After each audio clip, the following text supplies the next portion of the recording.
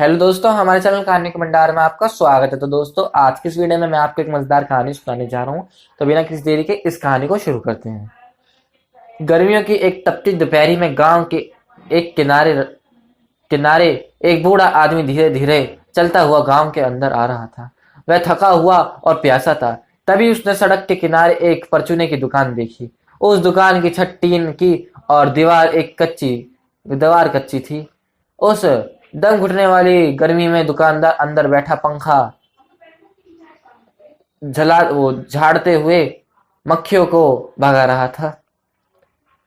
दुकान के सामने एक छोटी सी बेंच थी, जिस पर शाम होने और मौसम ठंडा होने पर गांव के लोग आकर बतियाते थे। वह बूढ़ा आदमी उस बेंच पर गिर गया था। वह इतना थका हुआ था कि कुछ समय तक वह कुछ बोला ही नहीं। अंत में उसने अपना मुंह खोला और एक ही शब्द बोला, पानी। यह गांव लंबे समय से एक भयंकर समस्या से पीड़ित था। वह एक विशाल रेगिस्तान के नजदीक था और वहां साल में केवल एक बार ही वर्षा होती, जिससे वहां के कुएं और तालाब भर जाते। परंतु 2 वर्षों से वर्षा नहीं हुई तो और गांव के लोग बहुत दूर बहती नदी से पानी लाकर काम चला रहे थे। हर सुबह पुरुषों और स्त्रियों के झुंड चलकर दूर तक जाते, उस छोटी सी नदी से अपने घड़े को भरते। उतना पानी उतने पानी से दिन भर काम चलाते। कई कोई भी इस कीमती जल की एक बूंद भी बर्बाद करना नहीं चाहता था। फिर भी जब एक प्यासा थका हुआ बूढ़ा आदमी पानी मांगे तो आप उसे ना कैसे कह सकते हैं।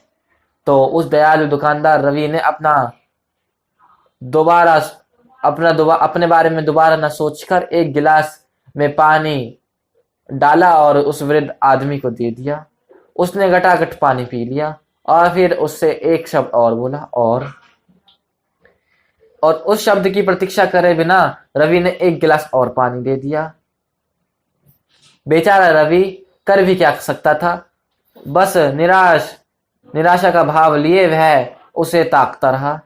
फिर वह मनी मन में बोला, परेशान क्यों होते हो?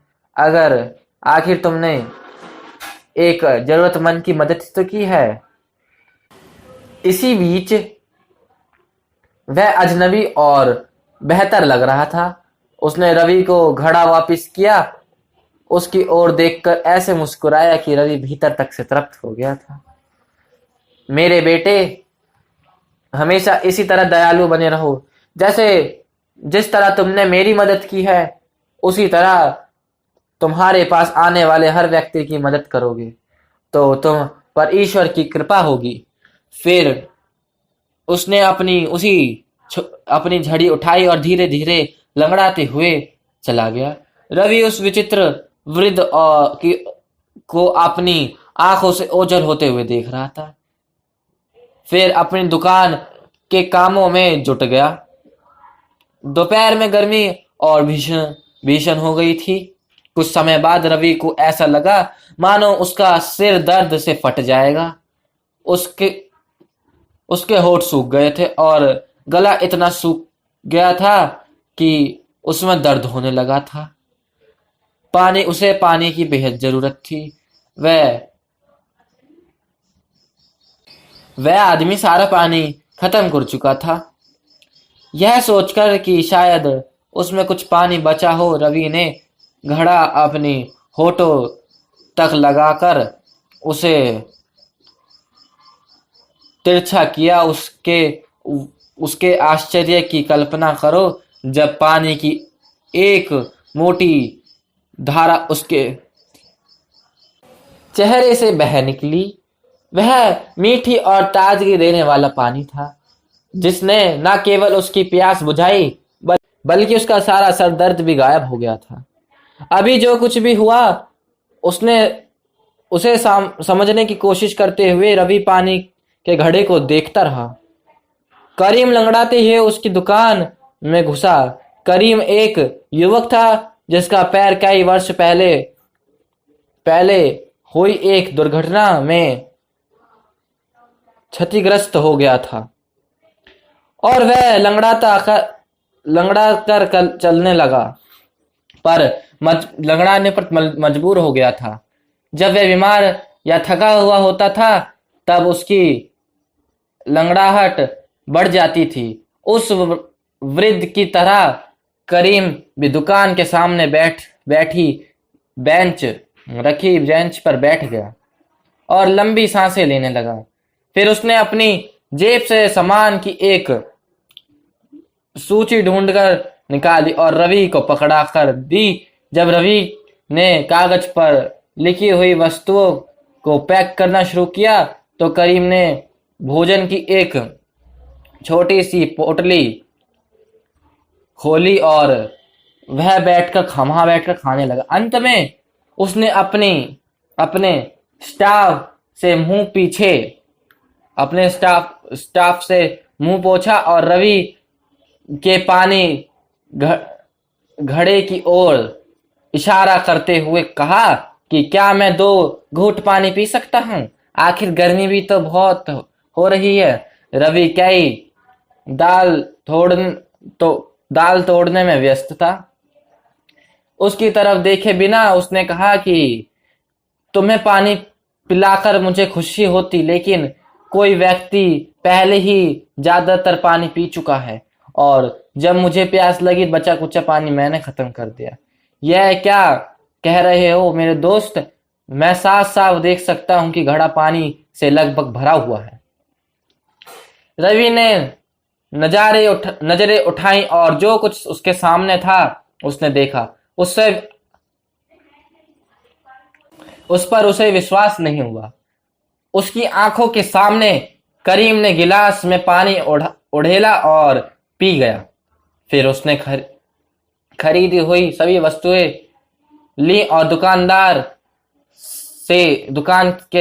से चला गया। रवि को उसकी लंगड़ाहट ऐसी लगी जैसे वह लगभग ठीक हो गया हो। उसे समझने की कोशिश में रवि कुछ समय तक उसे देखता रहा।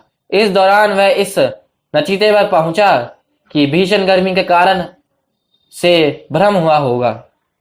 वह अपनी दुकान के अपेक्षित शीतल वातावरण में चला गया और अंदर बैठकर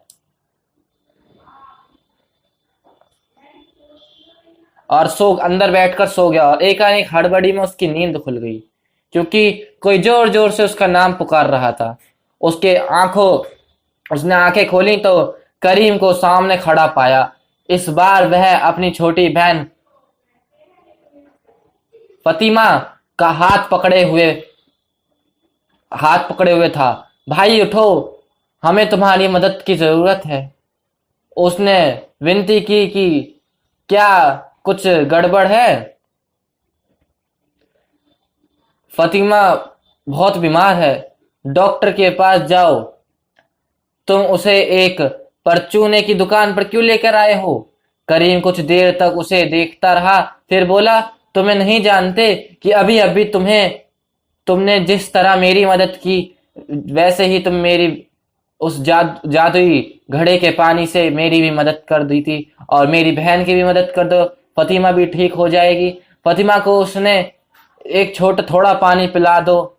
भरोसा है तो मेरे को तुम पर कि उसका बुखार चुटकियों में चला जाएगा। रवि हक्का बक्का रह गया। जादुई घड़ा, रोगनाश पानी, करीम किस बारे में बात किए जा रहा था? फिर भी उसने घड़ा फतिमा की ओर बढ़ा दिया। उसने थोड़ा पानी पिया, फिर आराम करने के लिए बैठ गई। कुछ मिनटों में ही उसने अपना सिर उठाया और बोली, यह सच है भाइयों, मेरा बुखार सचमुच उतर गया। जल्द ही यह खबर जंगल में आग की तरह फैल गई। शांत स्वभाव का दयालु किराया दुकानदार रवि अब एक ऐसे जादुई घड़े का मालिक था जिसमें रखा पानी किसी की भी कोई भी बीमारी ठीक कर सकता था। हर रात रवि उस घड़े को दुकान में थोड़ा जाता, सुबह छोड़ जाता और सुबह वह ठंडे पानी से लगभग भरा मिलता। हर रोज उसकी दुकान के सामने बीमार लोगों और उनके रिश्तेदारों की कतार भीड़ लगी हुई होती थी। रवि उनमें से हर एक को घड़े का पानी पिलाता और वह यह कहकर विदा लेते कि अब वह पहले से बेहतर हैं। वह घड़ा कभी खाली नहीं होता। रवि समझ गया था कि जिस वृद्ध की उसने मदद की थी, उसने कृतज्ञता के रूप में उसे यह उपहार दिया होगा।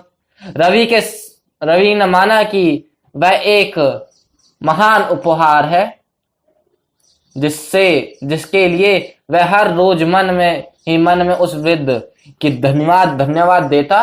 जल्द ही उसकी छोटी सी दुकान ने एक अस्पताल का रूप ले लिया था। रवि उस पानी के लिए एक पैसा भी नहीं मांगता था। लोग उसके लिए कुछ रुपए और उपहार छोड़ जाते और कई लोग उसे कुछ भी नहीं देकर जाते, मगर वह फिर भी खुश रहता था। एक दिन एक अमीर जमींदार का सेवक उसकी दुकान पर पहुंचा और बोला, मेरे मालिक बीमार है, मेरे साथ आओ और उन्हें अपना पानी पिलाओ। रवि ने जवाब दिया, अपने पीछे जमा भीड़ के लोगों को देखो जो अपनी बारी का इंतजार कर रहे हैं। उनकी मदद किए बिना मैं यहां से नहीं जा सकता और तुम्हारे मालिक के पास जाऊं। तुम क्या समझते हो कि यह बीमार लोग धूप में ज्यादा देर खड़े रह सकेंगे? इसके बजाय अपने मालिक से कहो कि यहां आए, उन्हें पानी पिला दूंगा। सेवक ने कहा, रवि, इन गरीब लोगों की मदद करके तुम्हें क्या मिलेगा? थोड़े से रुपये, कुछ चावल और दाल। मेरे मालिक के घर आओ, वह तुम्हें पर रुपयों की वर्षा कर देंगे। कम से कम 1 महीने तक तुम्हें अपना घर चलाने की चिंता से मुक्त हो जाओगे। रवि के मन में लालच आ गया। यह सच था, क्यों न एक अमीर आदमी को ठीक करके अपनी जरूरतों को भी पूरा कर लिया जाए। रवि ने बाहर इंतजार कर रहे लोगों से अगले दिन आने के लिए कहा और सेवक के साथ जमींदार के घर चला गया। इस तरह धीरे धीरे रवि बदल गया। जहां कभी वह बीमार और गरीब लोगों के चेहरे पर दर्द और उदासी देख नहीं पाता था, अब वह हर रोज वह उस उम्मीद में दिन की शुरुआत करता कि उसे कम से कम एक अमीर रोगी मिलेगा जो उसे भरपूर धन देगा। इसी तरह दिन गुजरते रहे। मौसम बदल रहे थे और गर्मियां फिर आ गईं। रवि अपनी दुकान में बैठा बही खाता लिख रहा था कि तभी उसके कानों में एक बूढ़े आदमी की कांपती हुई आवाज आई, बेटा, पानी। चौंक कर उसने उसकी ओर देखा। क्या वही वृद्ध हैं जिन्होंने उसे जादुई घड़ा उपहार में दिया था? परंतु उसके पीछे तो कोई और नहीं, राजा का संदेशवाहक खड़ा था। जल्दी चलो, राजसेवक चिल्लाया। महारानी को एक मच्छर ने काट लिया है, पानी, बूढ़े आदमी ने दोहराया। महारानी अस्वस्थ है, राजसेवक फिर चिल्लाया। रवि ने बारी बारी से दोनों को देखा। एक तो मैला सा बूढ़ा आदमी था जो वही व्यक्ति हो भी सकता था और नहीं भी जिसने उसे वह घड़ा दिया था। दूसरी ओर स्वयं राजा का संदेशवाहक। उसने सोने के उन सिक्कों की कल्पना की जो पानी से महारानी का मच्छर दंश ठीक होने के बाद उस पर बरसने वाले हैं। उनका चुनाव स्पष्ट था। उसने खड़ा उठाया और उस अजनबी से कहा, चाचा, यहीं ठहरना, मैं जल्द ही वापस आऊंगा। राजा के तेज घोड़े उसे महल तक ले गए। वह तेजी से महारानी के महल में महारानी के कक्ष में गया, जहां वह अपनी बाजू पर मच्छर के काटने के स्थलों को निराश कर देख रही थी। उसने एक गिलास में पानी डाला और लिए घड़े को डालने के लिए घड़े को तिरछा किया, परंतु कुछ भी बाहर नहीं आया। उसने बार बार घड़े को तिरछा किया, उसने उसे उल्टा कर लिया, लेकिन उस घड़े में से कुछ भी बाहर नहीं आया। राजा ने कहा, धोखेबाज, अभी बाहर निकलो और मुझे यहाँ कभी यह सभी न सुनाई दे कि तुम्हारे पास रोगों के इलाज की जादुई शक्ति है। अगर तुम्हें फिर ऐसा कोई दावा किया तो मैं हमेशा के लिए तुम्हें गांव से बाहर कर दूंगा। फिर वह अपनी रानी को दिलासा देने लगा, जो अपनी बाजू में मच्छर दंश के छालों पर आंसू टपका रही थी। रवि धीरे धीरे चलकर अपने गांव वापस आ गया। वह अपनी दुकान पर गया, वहां कोई नहीं था। उसने उस वृद्ध की तलाश की जिसने पानी मांगा था, पर वह वहां कहीं दिखाई नहीं दे रहा था। रवि ने जोर से पुकारा, चाचा मुझे माफ कर दो, मुझसे गलती हो गई, मुझे कृपया करके आ जाइए, मैं आपको पानी पिला दूंगा। लेकिन कोई जवाब नहीं आया। जब उसकी समझ में आया कि वे वही वृद्ध थे जिनसे वह 1 साल पहले मिला था, उसे भी लोग याद आए, वे सभी लोग याद आए जिनका इलाज उसने दयालुता और संवेदना के चलते किया था, और बदले में उन्होंने उसे दुआएं और प्यार दिया था। उसे उनकी उदासता के छोटे छोटे किस्से याद आ रहे थे, जब उन्होंने पानी के बदले कुछ सिक्के या अपने बगीचे में लगी स्वादिष्ट सब्जियां उपहार में दी थी। अब वह इतना खुदगर्ज और लालची बन गया था कि उसने उन लोगों की अपेक्षा की जिन्होंने उसकी सबसे ज्यादा जरूरत थी। उन वेद सज्जन ने उससे वह शक्तियां वापस ले ली जब उसे महसूस हुआ कि रवि ने उनके उपहार का दुरुपयोग किया था। कोई बात नहीं, रवि मन ही मन में मुस्कुराया। वह पानी के बदले मेरे धन का उपयोग गांव में एक असली डॉक्टर लाने में करेगा, जो दवाओं और रोगों को अपने ज्ञान के जरिए लोगों की मदद करेगा, ताकि उन्हें अपने रोगों के इलाज के लिए किसी जादूगर का इंतजार ना करना पड़े। उस दिन से रवि नदी के लाए गए साधारण पानी से घड़ा भरता, अपनी छोटी सी दुकान पर सावधानी से ले जाता और उस दिन का इंतजार करता। क्या पता किसी दिन वह वापस आए, वो बुजुर्ग आदमी वापस आए। वह अपने गांव में एक असली डॉक्टर लाने के लिए भी उसका संकल्प था, जो उसने पूरा किया था। और तो दोस्तों, इस कहानी से हमें यह शिक्षा मिलती है कि लालच का फल हमेशा बुरा ही होता है। तो दोस्तों, राधे राधे दोस्तों। अगर आपको हमारी कहानी अच्छी लगी तो प्लीज चैनल को लाइक करें, सब्सक्राइब करें और शेयर करें। राधे राधे।